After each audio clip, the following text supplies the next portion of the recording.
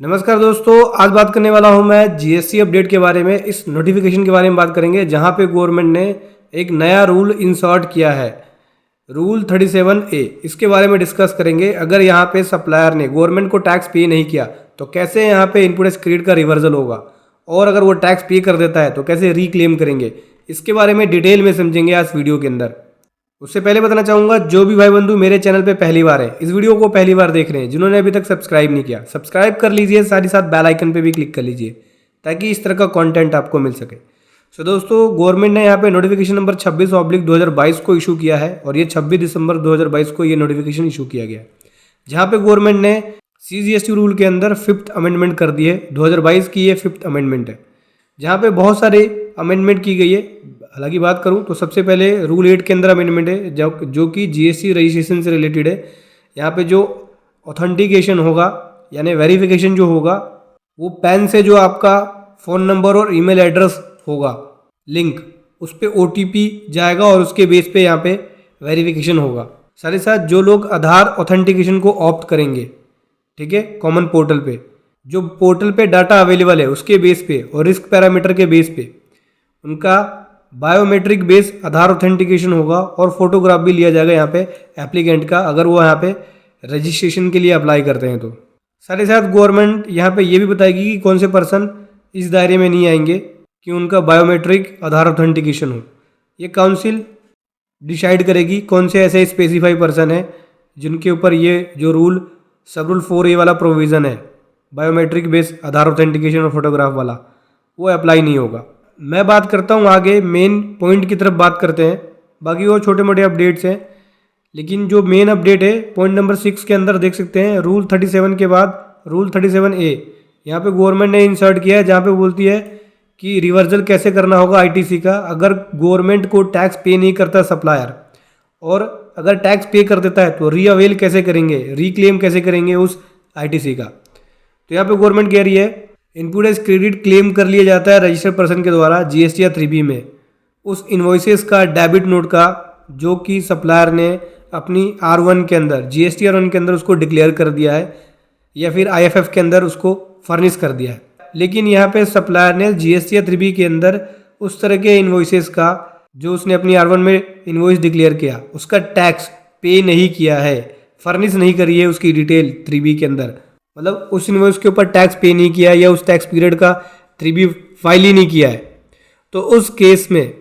कब तक फाइल नहीं किया, 30 सितंबर तक, फाइनेंशियल ईयर खत्म होने के बाद नेक्स्ट फाइनेंशियल ईयर के 30 सितंबर तक अगर उस तरह के इन्वॉइसेस का या डेबिट नोट को अपनी 3B के अंदर नहीं दिखाया, उसका टैक्स पे नहीं किया, और उसकी 3B उस टैक्स पीरियड की पेंडिंग है या फाइल नहीं हुई, तो उस केस में यहाँ पे रजिस्टर्ड पर्सन 30 नवंबर तक उस तरह के इनपुट टैक्स क्रेडिट का रिवर्सल कर सकता है। उस फाइनेंशियल ईयर के ख़त्म होने के बाद नेक्स्ट फाइनेंशियल ईयर के 30 नवंबर तक रिवर्सल कर सकता है, अगर सप्लायर ने अपनी 3B फाइल नहीं करी, 3B पेंडिंग है। साधारण सी लैंग्वेज में समझो कि रजिस्टर्ड पर्सन, मान के चलिए A है, A ने इनपुट टैक्स क्रेडिट अपनी GST या 3B के अंदर क्लेम कर लिया B से, जो सप्लाई ली थी या जो इन्वॉइस लिया था।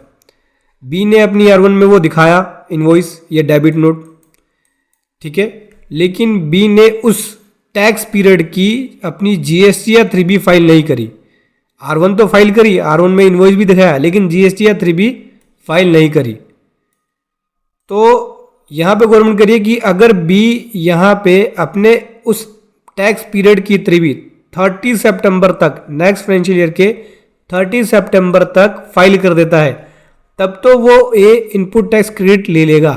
अगर वो फाइल नहीं करता है नेक्स्ट फाइनेंशियल ईयर के 30 सितंबर तक अपनी GST या 3B, तो A को उस तरह के इनपुट का रिवर्सल करना पड़ेगा,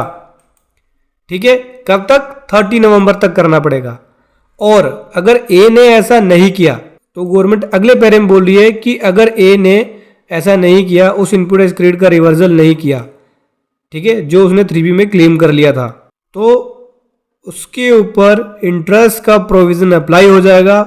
उसको उस तरह के ITC को पे करना पड़ेगा सेक्शन 50 के अंदर जो बताए गए इंटरेस्ट का प्रोविज़न है उसके साथ। मतलब अवेल हुआ इनपुट तो देना ही पड़ेगा, साथ में इंटरेस्ट भी पे करना पड़ेगा। दोस्तों यहाँ पे गवर्नमेंट बोल रही है अगले पैरे में कि बाद में फिर सप्लायर अपनी 3B अगर फाइल करता है, आपने रिवर्सल कर दिया और पता चला बाद में सप्लायर ने 3B अपनी फाइल कर दी, तो दोबारा से आप उसको रीअवेल कर सकते हैं, उसको दोबारा से क्लेम कर सकते हैं GST या 3B के अंदर।